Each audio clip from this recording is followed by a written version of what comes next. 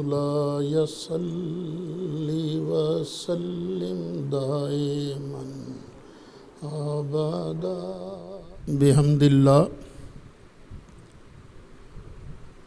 آج ہمارا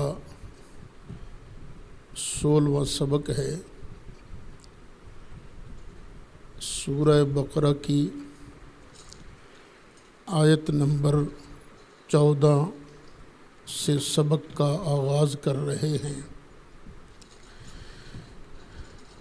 منافق دو رخی پالیسی اختیار کیے ہوئے تھے، ان کا ذکر ہو رہا ہے۔ وَإِذَا لَقُوا الَّذِينَ آمَنُوا، اور جب یہ ایمان والوں سے ملیں، قالوا آمنا، تو کہہ دیتے ہیں ہم تو مومن ہیں، ہم تو ایمان لائے۔ وَإِذَا خَلَوْا إِلَىٰ شَيَاطِينِهِمْ، جب یہ اپنے شیطانوں کے پاس اکیلے ہوتے ہیں، کوئی مومن پاس نہیں ہوتا، تو اپنے شیاطین کو، اپنے بڑوں کو کہتے ہیں قالوا انا معکم، وہ کہتے ہیں بے شک ہم تمہارے ہی ساتھی ہیں۔ انما نحن مستہزئون، بے شک ہم تو مسلمانوں کے ساتھ ذرا مخول کر رہے ہیں، مذاق کر رہے ہیں۔ اللہ فرماتا ہے اللہ یستہزئ بہم، اللہ ان کے ساتھ استہزاء فرمائے گا۔ قرآن کا ایک اسلوب ہے، استہزاء کا ویسے معنی ہوتا ہے مذاق اڑانا، اللہ تو مذاق اڑانے سے پاک ہے نا، تو کبھی چیز کے بدلے کو اسی لفظ کے ساتھ تعبیر کر دیا جاتا ہے، جس طرح اللہ فرماتا ہے جزاء سیئۃ سیئۃ مثلھا، گناہ کی سزا، گناہ کا بدلہ ویسا ہی پھینٹا ہے۔ تو یہاں اس پھینٹے کو، اس جوابی کارروائی کو بھی سیئہ کے لفظ سے ذکر کیا گیا ہے۔ اسی طرح وہ کرتے ہیں مذاق، تو ان کے مذاق کا بدلہ اللہ ان کو دے گا۔ وہ کیسے دے گا بدلہ؟ وَيَمُدُّهُمْ، اللہ انہیں ڈھیل دے گا، فِي طُغْيَانِهِمْ، کہ وہ اپنی سرکشی میں یعمہون، بھٹکتے رہیں۔ اللہ ڈھیل دے گا، چلو بھائی اور گناہ کرو، اور گناہ کرو، اور گناہ کرو، تاکہ گناہوں کا سٹاک تمہارا زیادہ ہو، تو اسی اعتبار سے پھر تمہیں پھینٹا لگے۔ دنیا میں تو بڑے خوش کہ واہ واہ ہم بڑا دالا ہے، ہم مسلمانوں کو خوب جناب ان کے ساتھ دیکھو نا کیا سلوک کر رہے ہیں، لیکن ادھر آنکھ بند ہوگی پھر پتہ چلے گا بیڑا تو ہم نے اپنا ہی غرق کیا ہے۔ اللہ فرماتا ہے اولئک الذین اشتروا الضلالۃ بالہدی، یہ وہ لوگ ہیں جنہوں نے خریدا گمراہی کو ہدایت کے بدلے۔ ان کے پاس دو چوائس تھیں، ایک ہدایت، ایک گمراہی، کہ تمہاری مرضی گمراہی اختیار کرو، تمہاری مرضی ہدایت اختیار کرو، یہ تمہاری مرضی ہے۔ لیکن انہوں نے ہدایت کے بدلے گمراہی کو اختیار کیا، اس کو اللہ تعالیٰ خریدنے سے تعبیر کر رہا ہے۔ اچھا، جب بندہ خریدتا ہے، کوئی چیز لیتا ہے، دیتا ہے، تو سودے میں کبھی گھاٹا پڑتا ہے، کبھی نفع ہوتا ہے۔ اللہ فرماتا ہے یہ جو انہوں نے سودا کیا نا، ہدایت دے کر گمراہی لے لی، فما ربحت تجارتہم، تو نہیں نفع دیا ان کو ان کی تجارت نے، وما کانوا مہتدین، اور یہ ہدایت یافتہ ہی نہیں تھے، ان کو پتہ ہی نہیں تھا سودا کس چیز کا کیا جاتا ہے، سودا کیسے کیا جاتا ہے۔ دیکھیے سودا تب ہوتا ہے مزے کا کہ خریدنے والے کو چیز کی قیمت کا پتہ ہو کہ اس چیز کی قیمت کتنی ہے، اور وہ قدردان بھی ہو۔ سودے کا مزہ تبھی آتا ہے نا، ان کو چیز کی قدر کا پتہ ہی نہیں تھی، ہدایت کی قدر کیا ہے، اس کا نفع کتنا ہے، تو گھاٹا ہی کھایا ہے نا انہوں نے۔ اللہ فرماتا ہے پھر آگے مثالیں بیان کر، مثلہم کمثل الذی استوقد نارا، ان کی مثال اس شخص کی طرح ہے۔ یہاں جو ہے نا کمثل الذی، کاف جو ہے یہ زائدہ ہے۔ کچھ حرف زائدہ ہوتے ہیں، زائدہ وہ حرف ہوتا ہے جو لفظ ہٹا بھی دیا جائے معنی میں فرق نہ پڑے۔ مثلہم، ان کی کہاوت کمثل الذی استوقد نارا، اس آدمی کی طرح ہے جس نے آگ روشن کی۔ کچھ لوگ سفر کر رہے ہیں، جنگل ہے، اندھیرا ہے، طرح طرح کے خطرات بھی نظر آ رہے ہیں، تو کسی نے آگ روشن کر دی کہ ہمیں رستہ نظر آئے گا، خطرات سے ہم بچیں گے۔ فلما اضاءت ما حولہ، آگ روشن کی جب اس کا ارد گرد روشن ہو گیا، ہوا کہ ذہب اللہ بنورہم، اللہ ان کا نور ہی لے گیا، ان کا نور ختم ہو گیا۔ وترکہم، اور چھوڑ دیا ان کو، فی ظلمات، تاریکیوں میں، لا یبصرون، ان کو نظر ہی کچھ نہیں آتا۔ دیکھیے رستہ دیکھنے کے لیے دو نوروں کا ہونا ضروری ہے، ایک اندر کا نور، ایک باہر کا نور۔ اب رات کا وقت ہے، ہمیں کچھ نظر آ رہا ہے، کیوں نظر آ رہا ہے؟ کہ باہر بھی روشنی کا انتظام ہے اور ہماری آنکھوں کے اندر بھی دیکھنے کی طاقت ہے نا، اندر کا نور بھی ہے۔ اچھا، اگر اندر کا نور ہی کسی کا ختم ہو جائے، باہر لاکھ لائٹیں جل رہی ہوں، کیا اسے کچھ نظر آئے گا؟ نہیں نظر آئے گا۔ اور باہر ہی اندھیرا ہو اور اندر کا نور ہو، کیا پھر بھی اس کو نظر آئے گا؟ اندھیرا ہی ہے نا، کچھ نظر ہی نہیں آ رہا۔ وہ کبھی کبھی سفر کرتے کرتے دھند کا موسم ہوتا ہے تو بڑا مشکل ہوتا ہے سفر کرنا، کیوں آنکھوں میں تو نور ہے لیکن باہر تاریکی ہے، دھند کی وجہ سے سفر ہی نظر نہیں آتا۔ تو اللہ فرماتا ہے یہ جو پہلا گروپ ہے نا، ان کی مثال ایسے ہے۔ نبی کریم علیہ السلام نے قرآن پڑھا، قرآن کی روشنی پھیلی، کچھ دیر تک یہ لوگ ساتھ چلے، یہ منافقین لوگ جو ہیں ساتھ چلے، کیوں؟ فتوحات ملتی تھیں، جو مال غنیمت تھا وہ ملتا تھا، کچھ ملتا تھا نا ان کو۔ پھر یکدم یہ کفر میں پکے ہو گئے، فہم لا یبصرون، اب یہ دیکھ نہیں رہے۔ صم بکم عمی فہم لا یرجعون، یہ بہرے ہیں، بکمن گنگے ہیں، عمی اندھے ہیں، فہم لا یرجعون، یہ پھر واپس پلٹنے والے نہیں ہیں۔ دیکھو ان کے کان تھے، دوسری آوازیں سنتے تھے، لیکن حق کی آواز کو سنا کر دیتے تھے۔ پتہ چلا وہ کان کسی کام کا نہیں جو اللہ کی توحید نہ سنے، مصطفیٰ کریم علیہ السلام کی رسالت نہ سنے۔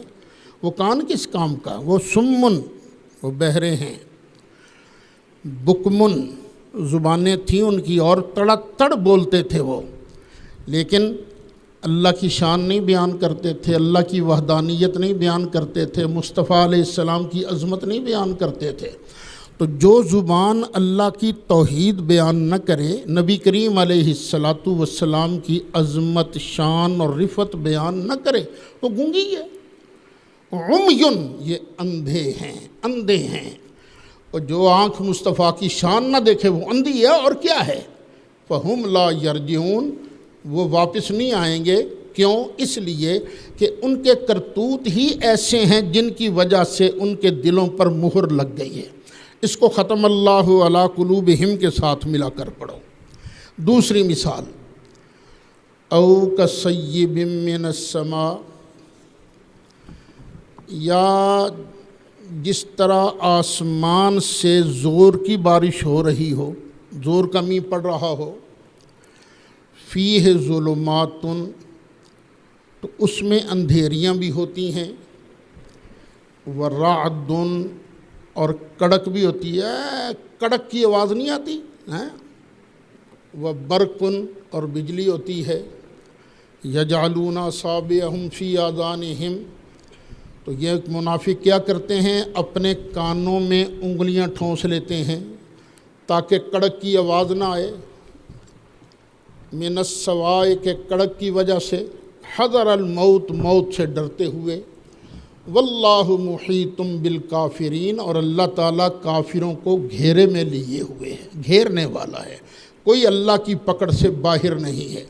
یہ دوسرا گروپ تھا منافقوں کا، قرآن اتر رہا تھا، آسمان سے تیز بارش اتر رہی تھی، فیہ ظلمات، اس میں تکلیفیں بھی ہیں، اسلام کوئی ایسے تھوڑے نہیں ہے، پولے پولے پیراں نال اسلام تے نہیں آਉਂدا نا، تو اسلام کے اندر تو بھوک بھی برداشت کرنی پڑتی ہے، اسلام کے اندر تو جہاد بھی کرنا پڑتا ہے، مرنا بھی پڑتا ہے، مارنا بھی پڑتا ہے، تو اس میں اندھیریاں بھی، ورعد، اور کڑک بھی ہے، اور برق، اور بھی طرح طرح کی مصیبتیں تکلیفیں بھی ہیں۔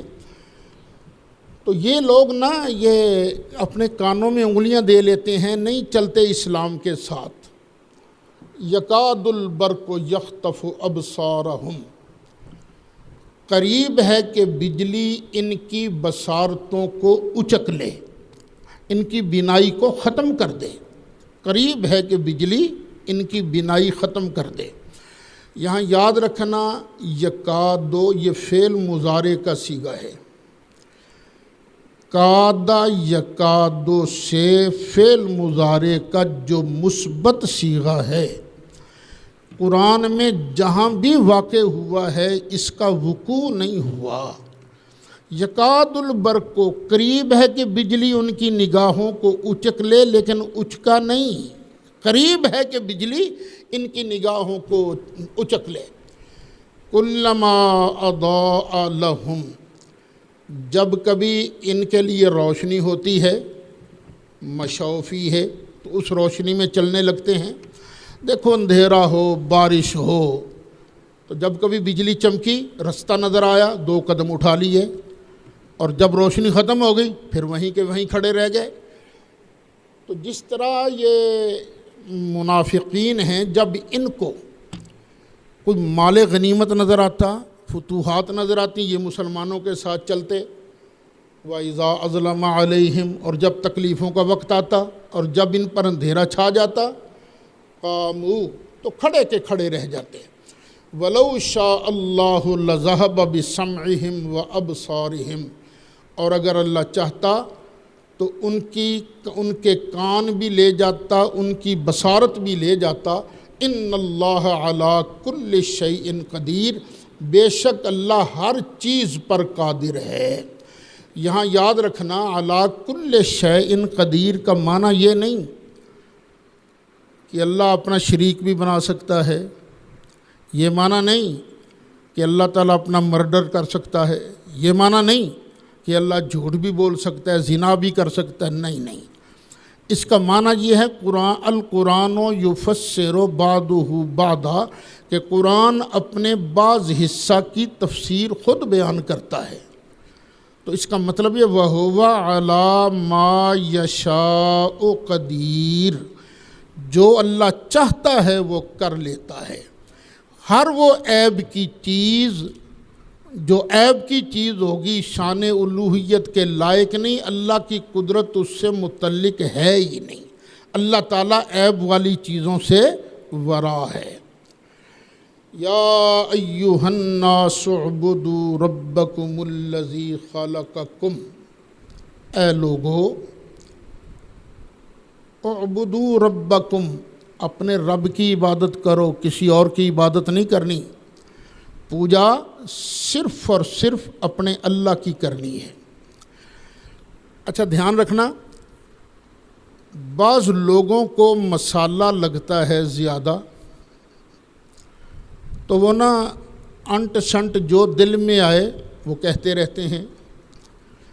مثلاً ایک تقریر اکثر کی جاتی ہے، پکارنا صرف اللہ کو چاہیے، بس پکار اللہ کے لائق ہے، اللہ کے علاوہ کسی اور کو پکارنا یہ شرک ہے، بڑی گردان کی جاتی ہے۔ او خدا کے بندو، یہ بات نہیں ہے، ہر پکار شرک نہیں ہوتی۔ کون سی پکار شرک ہے؟ جب کسی کو مستقل مان کر پکارا جائے، جب کسی کو غیر محتاج مان کر، واجب بالذات مان کر پکارا جائے۔ اگر ہر پکار شرک ہوتی تو اللہ نے اس آیت میں انسانوں کو پکارا ہے کہ نہیں؟ یا ایھا الناس، اے لوگو، اے انسانوں۔ پتہ چلا ہر پکار عبادت نہیں، ہر پکار شرک نہیں۔ کون سی پکار عبادت ہے؟ جب کسی کو مستقل، واجب بالذات اور غیر محتاج سمجھ کر پکارا جائے گا۔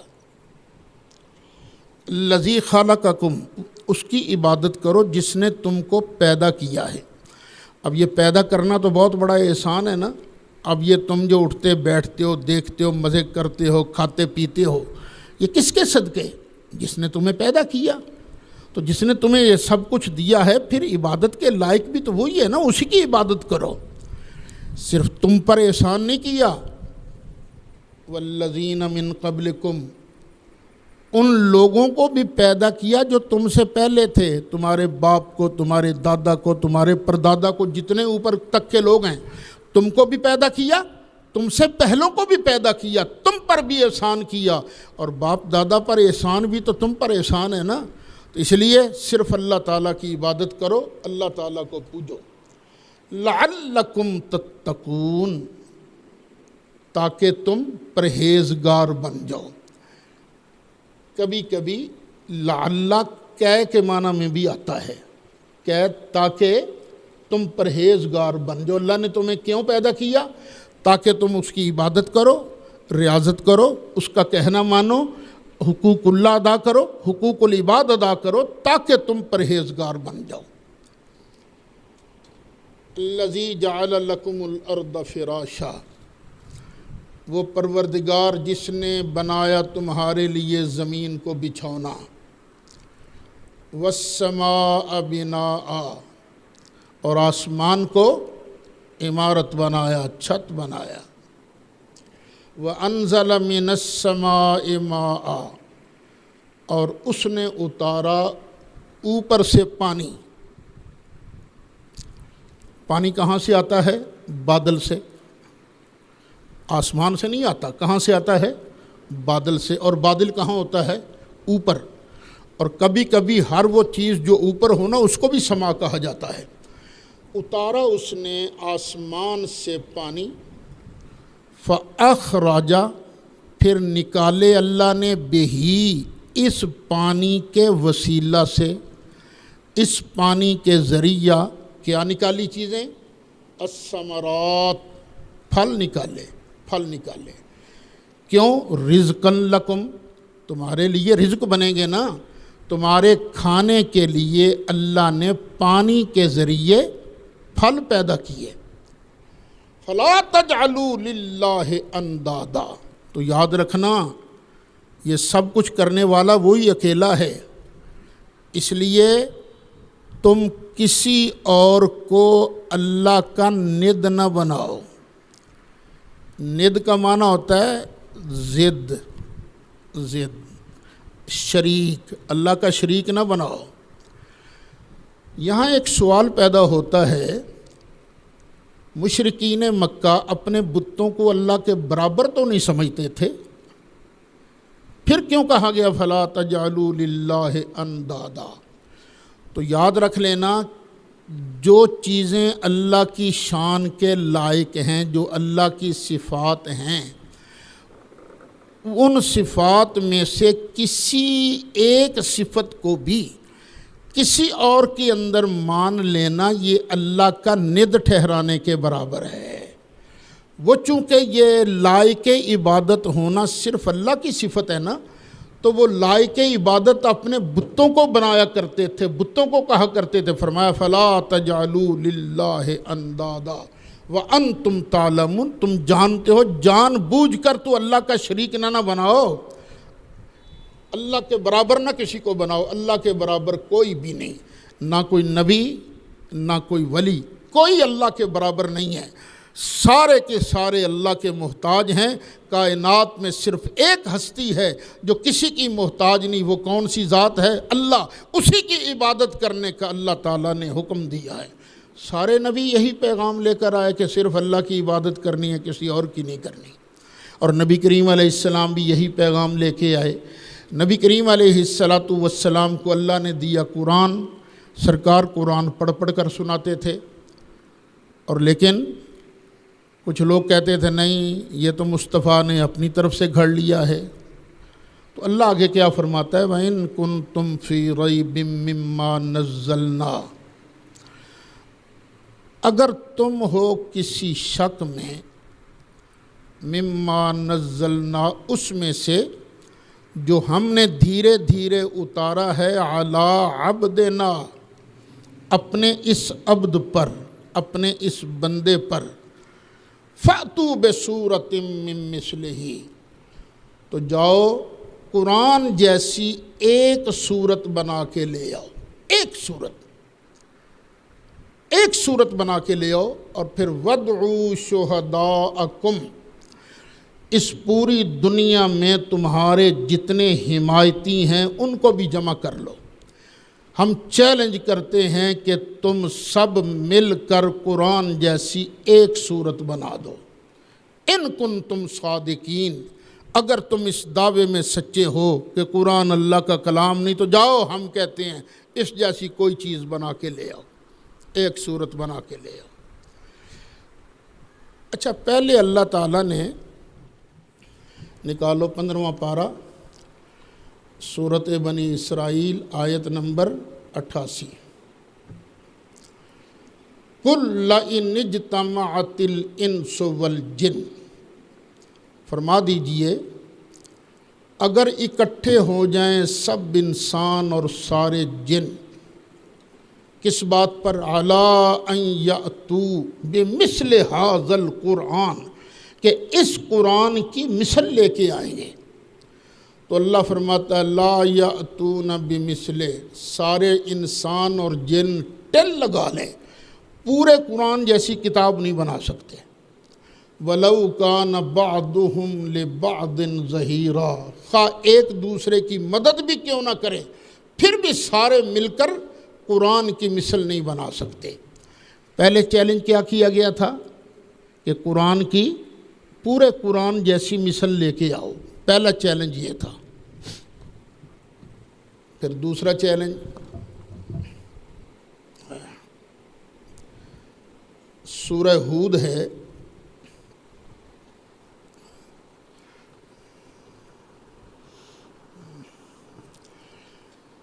سورہ ہود ہے، آیت نمبر 14 ہے، 12واں پارہ ہے۔ ام یقولون افترا کیا یہ کہتے ہیں کہ مصطفیٰ نے اس قرآن کو اپنی طرف سے گھڑ لیا ہے؟ قل محبوب کر چیلنج، فاتو بعشر سور مثلہ قرآن جیسی 10 صورتیں بنا کے لاؤ، 10 صورتیں بنا کے لاؤ، مفتریات ایسی ہی بنائی ہوئی۔ چلو نا، اگر مصطفیٰ نے قرآن گھڑا ہے تو مصطفیٰ بھی تو بشر ہے نا، انسان ہیں، اگر ان کا کلام ہوتا تو تم ان جیسا بنا سکتے تھے؟ یہ ان کا اپنا کلام نہیں، یہ تو میں اللہ کا کلام ہے۔ چلو اگر تمہیں شک ہے، تم کہتے ہو نہیں مصطفیٰ نے اپنی طرف سے گھڑا ہے، تو چلو ہم پورے قرآن والا چیلنج تو ہم چھوڑتے ہیں، اب دوسرا چیلنج کرتے ہیں۔ چلو 10 آیتیں اس طرح کی گھڑ کے لے آؤ، چلو لے آؤ۔ وَادْعُوا مَنِ اسْتَطَعْتُم مِّن دُونِ اللَّهِ اور اللہ کے علاوہ جو بھی تمہیں ملتا ہے نا، لے آؤ اس کو، ان کنتم صادقین اگر تم سچے ہو۔ پہلے چیلنج کس کا کیا گیا تھا؟ پورے قرآن کی مثل لے کے آؤ۔ اب چیلنج کیا کیا گیا؟ 10 صورتیں لے کے آؤ۔ پھر اس کے بعد ایک صورت کا چیلنج کیا گیا، سورہ بقرہ میں بھی اور سورہ ہود میں بھی۔ یہ سورہ یونس میں بھی، سورہ یونس سے آیت نمبر 38 ہے۔ ام یقولون افترا، کیا یہ کہتے ہیں کہ قرآن مصطفیٰ نے اپنی طرف سے گھڑ لیا ہے؟ قل فأتوا بسورۃ مثلہ، محبوب پھر کر چیلنج اس کو، اگر یہ مصطفیٰ نے خود گھڑا ہے نا تو چلو تم سارے اکٹھے ہو جاؤ اور اس جیسی ایک صورت بنا کے دکھاؤ۔ وَادْعُوا مَنِ اسْتَطَعْتُم مِّن دُونِ اللَّهِ إِن كُنتُمْ صَادِقِينَ، اور اللہ کے مقابلہ میں جو بھی تمہیں ملتا ہے نا لے کے آ جاؤ، سارے اکٹھے ہو کر ایک صورت بنا کر دکھاؤ اگر تم اپنے دعویٰ میں سچے ہو۔ اور اللہ فرماتا ہے ہرگز تم ایک صورت اس جیسی نہیں بنا سکو گے، کیوں؟ یہ میں اللہ کا کلام ہے، میں اللہ کا کلام ہے، مصطفیٰ نے اپنی طرف سے نہیں گھڑا۔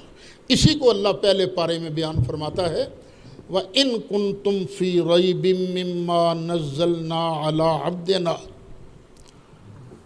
فَأْتُوا بِسُورَةٍ مِّن مِّثْلِهِ وَادْعُوا شُهَدَاءَكُمْ مِن دُونِ اللَّهِ إِن كُنتُمْ صَادِقِينَ۔ پھر آگے کیا فرما؟ فَإِن لَّمْ تَفْعَلُوا، اور پھر اگر تم یہ نہ کر سکو، قرآن جیسی ایک صورت بھی بنا نہ سکو،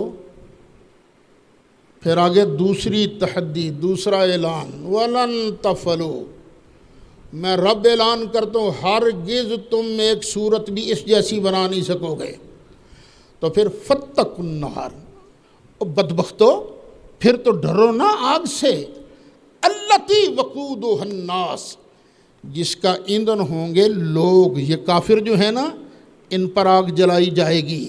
ہم آگ جلاتے ہیں، کبھی گیس ایندھن ہوتی ہے، کبھی لکڑیاں ایندھن ہوتی ہیں، لیکن جو جہنم کی آگ ہے نا اس کا ایندھن کیا ہوگا؟ الناس والحجارہ، لوگ بھی اور پتھر بھی۔ یہ بت بناتے تھے پتھروں کو چھیل چھیل کر، تو اللہ فرماتا ہے ان سارے بتوں کو جہنم کا ایندھن بنائیں گے، اس کا ایندھن انسان بھی ہوں گے اور یہ پتھر بھی، ان کے معبود بھی۔ اعدت للکافرین، یہ کافروں کے لیے تیار کی گئی ہے۔ اب اسی آیت کریمہ میں ایک لفظ آیا ہے، وَإِن كُنتُمْ فِي رَيْبٍ مِّمَّا نَزَّلْنَا عَلَىٰ عَبْدِنَا، عَلَىٰ عَبْدِنَا، سرکار اللہ کے عبد ہیں، اللہ کے بندے ہیں۔ عبد کون ہوتا ہے؟ جو کسی کے کنٹرول میں ہو، جو کسی کی ملک میں ہو، اور جن بیچاروں کو پوری سمجھ نہیں ہے نا، پورا علم نہیں ہے، تو کوشش ہوتی ہے وہ ہاتھ مارتے ہیں وہ اونچی جگہ پر۔ تو جب ہم اہل سنت کہتے ہیں نا کہ اللہ تعالیٰ نے ساری کائنات سے پہلے نبی کریم علیہ السلام کا نور مقدس پیدا کیا تھا، پھر حضرت آمینہ طیبہ طاہرہ کے بطن اطہر میں پورا بشر بنایا، جب ہم یہ کہتے ہیں نا کہ سرکار نور تھے، سب سے پہلے سرکار کا نور بنا، تو یہاں لوگ کہتے ہیں پھر ابد تو نور نہیں ہوتا نا، ابد تو بشری ہوتا ہے نا، تو تم یا نور کہنا چھوڑو یا عبد ماننا چھوڑو، عبد مان کر تم نور کیوں مانتے ہو؟ یہ ایک سوال کیا جاتا ہے۔ تو میرے بیٹے یہ سوال قرآن کریم سے لا علمی کی بنیاد پر ہے۔ 17واں پارہ سورہ انبیاء دیکھو بھائی، یہ وَقَالُوا اتَّخَذَ الرَّحْمَنُ وَلَدًا سبحانہ، اور انہوں نے کہا رب رحمان نے اپنے بیٹے اختیار کیے ہیں، بچے اختیار کیے ہیں۔ یہ فرشتے کیا ہیں؟ اللہ کے ولد ہیں، اللہ کی اولاد ہیں۔ اللہ فرماتا سبحانہ، اللہ اولاد سے پاک ہے۔ یا اللہ اگر یہ تیری اولاد نہیں تو پھر کیا ہیں؟ فرمایا بل عباد مکرمون، بلکہ یہ عزت والے عبد ہیں، عزت والے بندے ہیں۔ جبریل علیہ السلام نور بھی ہے، عبد بھی ہے۔ میکائیل علیہ السلام نور بھی ہے، عبد بھی ہے۔ اسرافیل علیہ السلام نور بھی ہے، عبد بھی ہے۔ اسی طرح نبی کریم علیہ السلام اللہ کے عبد بھی ہیں اور اللہ کی ساری کائنات میں سب سے پہلی پیدا کی ہوئی مخلوق ہیں، نور بھی ہیں، عبد بھی ہیں۔ یہاں ایک بات ذہن نشین کرتے جانا، کچھ عقائد ہوتے ہیں قطعی، کچھ عقائد ہوتے ہیں ظنی۔ نبی کریم علیہ السلام کا بشر ہونا یہ عقیدہ قطعیہ ہے، اور نبی کریم علیہ السلام کا نور ہونا یہ عقیدہ ظنیہ ہے۔ اب دوسری آیت ہے سورہ نساء کی، سورۃ نساء آیت نمبر 172۔ عیسائیوں نے کلیم کیا تھا کہ جناب عیسیٰ علیہ السلام معبود ہیں، عبد نہیں۔ اسی طرح کچھ لوگوں نے کہا تھا فرشتے معبود ہیں، عبد نہیں۔ تو اللہ تعالیٰ نے ارشاد فرمایا لن یستنکف المسیح ان یکون عبدا للہ وللملائکۃ المقربون۔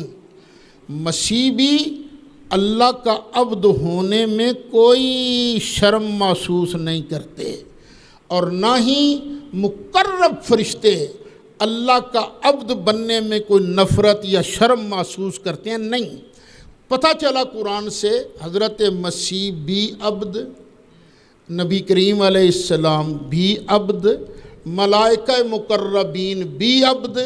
ملائکہ مقربین خلقت الملائکۃ من نور، اللہ کے سارے فرشتے نور سے پیدا کیے گئے ہیں، سارے فرشتے نوری ہیں، نور ہو کر عبد بھی ہیں۔ جبریل نور بھی ہے، عبد بھی ہے، میکائیل نور بھی ہے، عبد بھی ہے، اسرافیل نور بھی ہے، عبد بھی ہے، عزرائیل نور بھی ہے، عبد بھی ہے، اور میرے مصطفیٰ علیہ السلام نور بھی ہیں اور عبد بھی ہیں۔ یہاں پہلے کافروں کو جہنم سے ڈرایا گیا، جو اللہ کے احکامات نہیں مانتے تھے، اور جو ماننے والے ہیں ان کو پھر خوشخبری دی گئی۔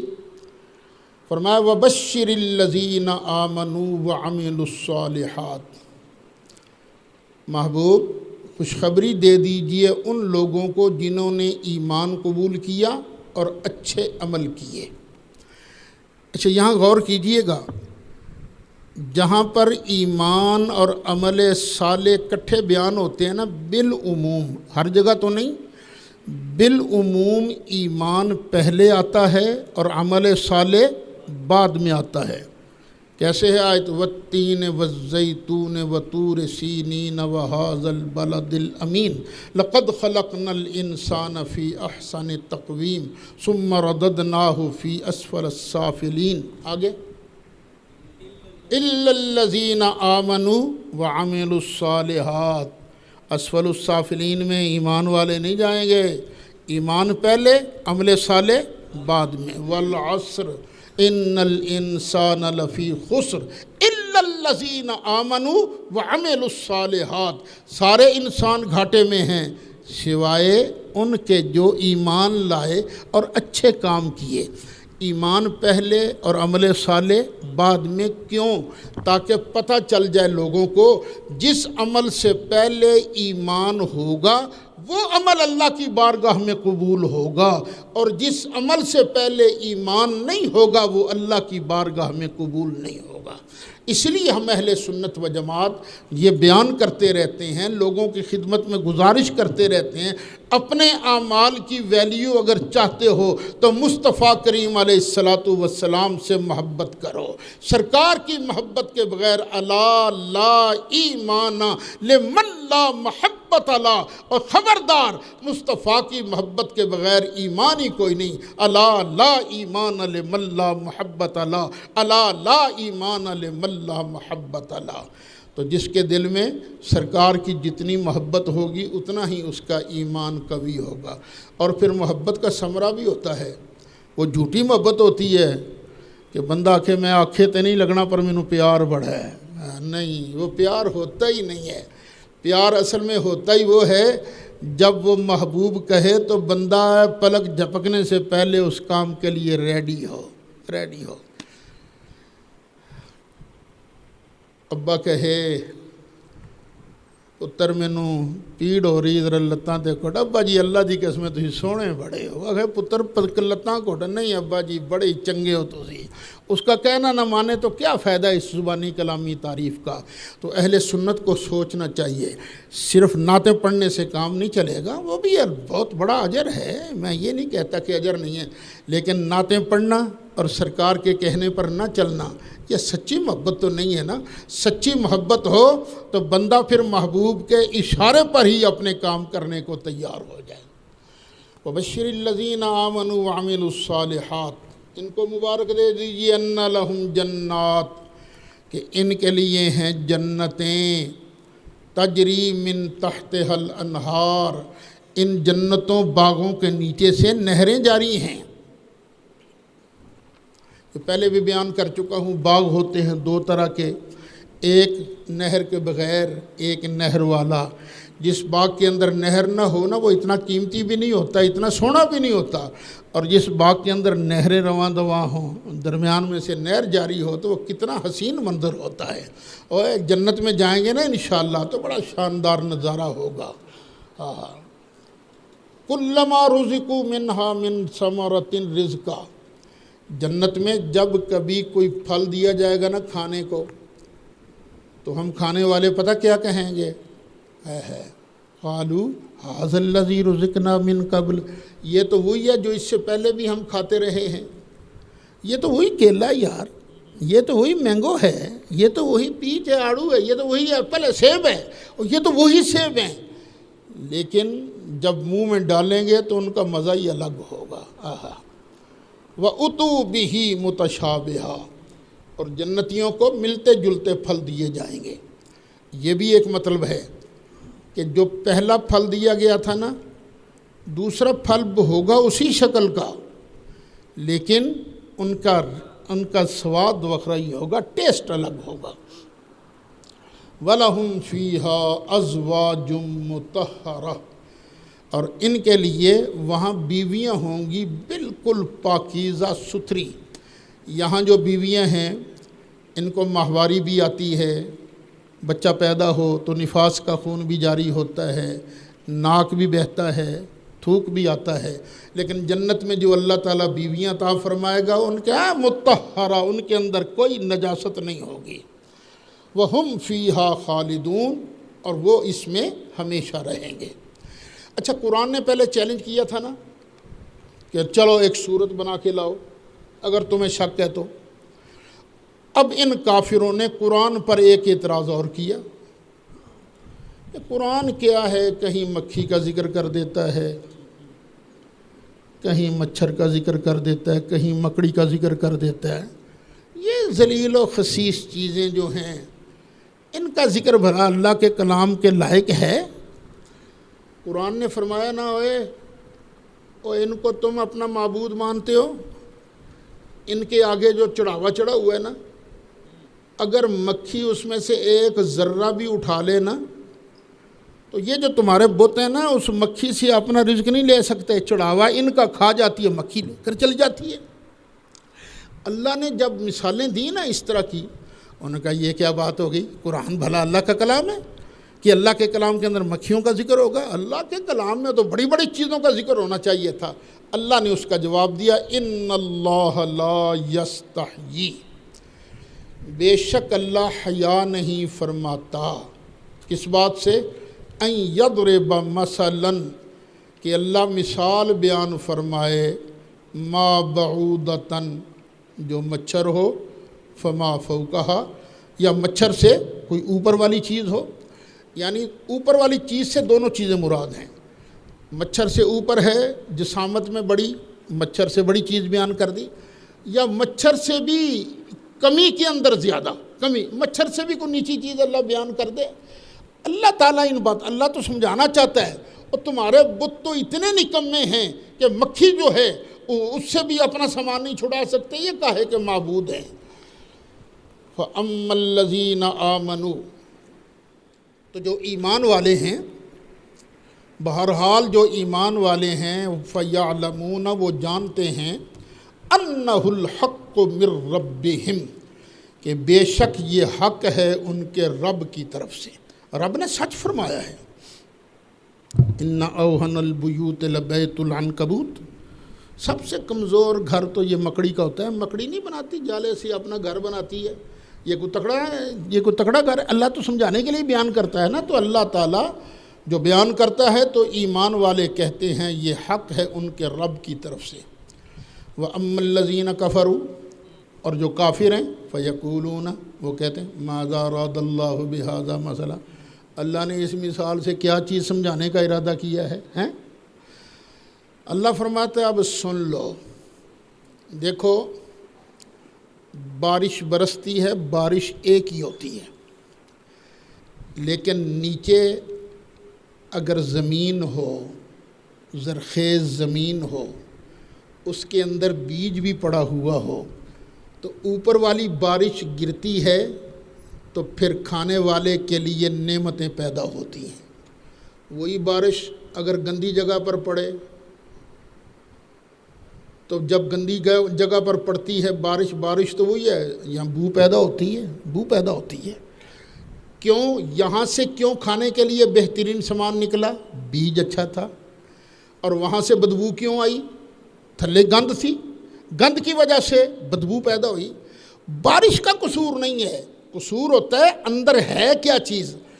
تو سن لو، یضل بہ کثیرا ویہدی بہ کثیرا، یہی مثالیں دے کر، یہی چیزیں بیان کر کے، اسی قرآن کے ذریعے، اسی مثال کے ذریعے اللہ کئیوں کو ہدایت دیتا ہے اور کئیوں کو گمراہ کرتا ہے۔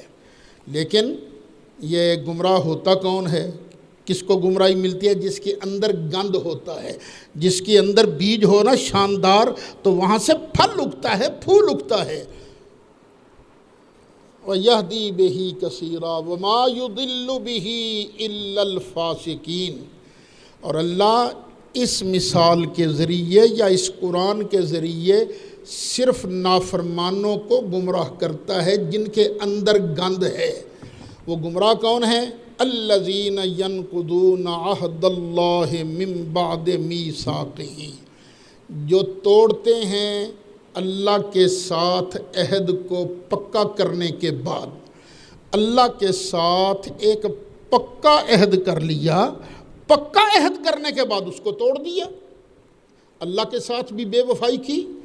وَيَقْطَعُونَ مَا أَمَرَ اللَّهُ بِهِ أَن يُوصَلَ وَيُفْسِدُونَ فِي الْأَرْضِ، اور ان کو اللہ گمراہ کرتا ہے جو توڑ دیتے ہیں اس تعلق کو جس تعلق کے جوڑنے کا اللہ نے حکم دیا ہے۔ وَيَقْطَعُونَ، اور وہ کاٹتے ہیں، ما امر اللہ، اس چیز کو، ما امر اللہ بھی، جس چیز کے بارے اللہ نے حکم دیا ہے، ان یوصل، کہ ان کو ملایا جائے، ویفسدون فی الارض، اور زمین میں فساد پیدا کرتے ہیں۔ سچا مومن وہی ہے جو اللہ کے ساتھ کیے ہوئے عہد کو نبھائے۔ اللہ نے عالم ارواح میں ہی ہم سے ایک عہد لیا تھا، ہم سب سے۔ کیوں بھئی؟ الستو بربکم، کیا میں تمہارا رب ہوں کہ نہیں ہوں؟ اس وقت میری روح بھی موجود تھی، آپ کی روح بھی موجود تھی، سب نبیوں کی روحیں موجود تھی، سرکار کی روح مقدس بھی موجود تھی۔ اللہ نے فرمایا الستو بربکم، کیا میں تمہارا رب نہیں؟ تو سب سے پہلے حضرت سیدنا امام باقر فرماتے ہیں، سب سے پہلے نبی کریم علیہ السلام کی روح پاک نے جواب دیا بلا، کیوں نہیں یا اللہ، تو ہی ہمارا رب ہے۔ کیونکہ سرکار سب سے پہلے بولے تھے نا، اس لیے بھی سرکار کو اول کہا جاتا ہے۔ سرکار اول ہیں، کیوں؟ نور بھی سب سے پہلے پیدا ہوا، اور جب اللہ نے عہد لیا تھا تو باقی بعد میں بولے، سب سے پہلے جواب نبی کریم علیہ السلام نے دیا تھا۔ وَيَقْطَعُونَ مَا أَمَرَ اللَّهُ بِهِ أَن يُوصَلَ، پھر اللہ نے حکم دیا ہے بھائی بھائی بن کے رہو۔ لیکن کئی لوگ ہیں خام خواہ لڑتے ہیں، شرارتیں کرتے ہیں، اور رشتہ داروں کا خیال نہیں کرتے، کبھی اس کا حق مار، کبھی اس کا حق مار، کبھی اس کی ہتک کر، کبھی اس کی ہتک کر۔ تو یہ لوگ ہیں جن کو پھر اللہ گمراہ کرتا ہے۔ بنتے حافظ ہیں، بنتے قاری ہیں، بنتے مولوی ہیں، لیکن جب اللہ کے ساتھ کیا ہوا وعدہ توڑا، رشتہ داریوں کو توڑا، تو پھر ایسے لوگوں کو اللہ گمراہ کرتا ہے۔ وَيُفْسِدُونَ فِي الْأَرْضِ، اور وہ زمین میں فساد کرتے ہیں، اولئک هم الخاسرون، یہی لوگ ہیں خسارہ پانے والے، گھاٹا پانے والے۔ یہاں آپ کو ایک اور پرلطف بات سناتا ہوں۔ شیعہ حضرات ویسے تو بڑا دعویٰ کرتے ہیں کہ ہم سے بڑا محب اہل بیت کوئی نہیں، دعویٰ یہ کرتے ہیں، لیکن حقیقت کیا ہے؟ یہ ہے میرے ہاتھ میں تفسیر قمی، شیعہ حضرات کی معتبر تفسیر ہے۔ وہ اللہ نے فرمایا نا، ان اللہ لا یستحیی ان یضرب مثلا ما بعودہ، کہ اللہ مچھر کی مثال دینے سے بھی نہیں شرماتا، حیا نہیں فرماتا، دیتا ہے مچھروں کی مثال۔ اب ان کی تفسیر میں لکھا ہے، پتہ ہے مچھر کون ہے اور مچھر سے اوپر والی چیز کون سی ہے؟ عن عبداللہ علیہ السلام، حضرت امام جعفر صادق سے روایت ہے، ان ھذا المثل ضربہ اللہ لامیر المؤمنین علیہ السلام، یہ اللہ نے کہاوت بیان کی ہے حضرت امیر المؤمنین علی مرتضیٰ علیہ السلام کی، فالبعودۃ امیر المؤمنین علیہ السلام، تو مچھر ہیں حضرت علی مرتضیٰ، وما فوقہا رسول اللہ صلی اللہ علیہ وسلم، اور مچھر سے اوپر والی چیز ہے نبی کریم علیہ السلام۔ توبہ توبہ، ہم اہل سنت حضرت علی کو مچھر کہتے ہیں؟ نہیں، ہم تو کیا کہتے ہیں؟ علی شیر خدا ہیں، علی تو مولا ہیں، مولا علی ہیں۔ سرکار کے دین میں یہ نہیں چلتا کہ سرکار سے پیار کرو حضرت علی سے پیار نہ کرو، نہ، فرمایا من کنت مولا ہو فہذا علی مولا، اور مجھ سے پیار کرنا ہے تو میرے علی سے بھی پیار کرنا ہوگا۔ یہ حضرت علی کو مچھر قرار دینا، یہ کون سی محبت کی بات ہے؟ یہ محبت کی بات نہیں، وہ تو شیر خدا ہیں، اسد اللہ ہیں، اللہ کے شیر ہیں، اسد و رسول ہی، اللہ کے پیارے رسول کے شیر ہیں۔ آگے اللہ فرماتا ہے، کیف تکفرون باللہ وکنتم امواتا، دھیان سے سننا اس کو ذرا، تم کیسے اللہ کا انکار کر سکتے ہو؟ تمہاری اپنی پوزیشن کیا ہے؟ وکنتم امواتا، تم تو پہلے بے جان تھے ہی کچھ نہیں۔ کیا تھے تم پہلے ہم لوگ کیا تھے؟ کچھ بھی نہیں۔ هل أتى على الإنسان حين من الدهر لم يكن شيئا مذكورا، انسان کچھ بھی نہیں تھا پہلے، پھر اللہ نے کیا کیا؟ فأحياكم، پھر تمہیں زندہ کیا، اور زندہ کہاں کیا؟ ماں کے پیٹ میں۔ کب؟ جب 4 ماہ کی عمر تھی، 4 ماہ کی عمر میں روح ڈالی گئی۔ فأحياكم، پھر اللہ نے تم کو زندہ کیا۔ ثم یمیتکم، پھر اللہ تم کو موت دے گا۔ جو ہم زندہ لوگ ہیں نا، ہم نے سدا یہاں نہیں رہنا، پھر اللہ ہمیں موت دے گا، موت آئے گی۔ ہر کسی نے مرنا ہے، جس طرح آج ہمارے مولانا عبدالتواب صاحب چھروی رحمۃ اللہ علیہ وہ فوت ہو گئے، موت آ گئی ان پر۔ اچھا، پہلے ہم کچھ نہیں تھے، پھر اللہ نے کیا زندہ کرنے کے بعد پھر ہمیں کیا دے گا؟ اللہ موت، پھر یمیتکم، اللہ موت دے گا۔ ثم یحییکم، پھر اللہ تمہیں زندہ کرے گا، پھر زندہ کرے گا۔ کب زندہ کرے گا؟ قیامت کے دن، پھر اللہ قیامت کے دن تمہیں زندہ کرے گا۔ ثم الیہ ترجعون، پھر تم اللہ کی بارگاہ میں لوٹائے جاؤ گے، وہاں جا کے تمہیں حساب کتاب دینا پڑے گا۔ یہ اللہ تعالیٰ اللہ کہتا ہے تم کس منہ سے انکار کر سکتے ہو میرا؟ میں تو اتنی شانوں والا ہوں۔ جو اللہ نیست سے تمہیں ہست میں لا سکتا ہے، وہ تمہیں دوبارہ بھی مرنے کے بعد اللہ زندہ فرمائے گا۔